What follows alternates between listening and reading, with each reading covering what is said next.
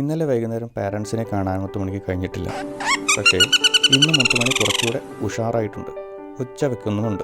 അധികം താമസിക്കാതെ തന്നെ അവളുടെ പാരൻസ് റെസ്പോണ്ട് ചെയ്തു. അവൾക്കുള്ള ബ്രേക്ക്ഫാസ്റ്റുമായി അവരെത്തി.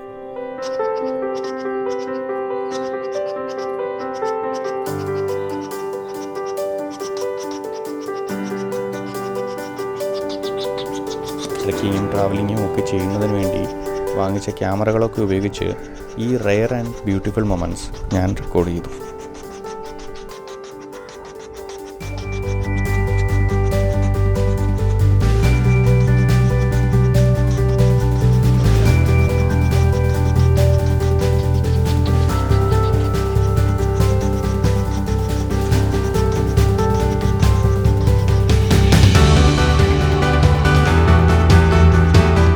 രണ്ട് പ്രാവശ്യമാണ് പാരൻസ് വന്ന് ബ്രേക്ക്ഫാസ്റ്റ് കൊടുത്തത്.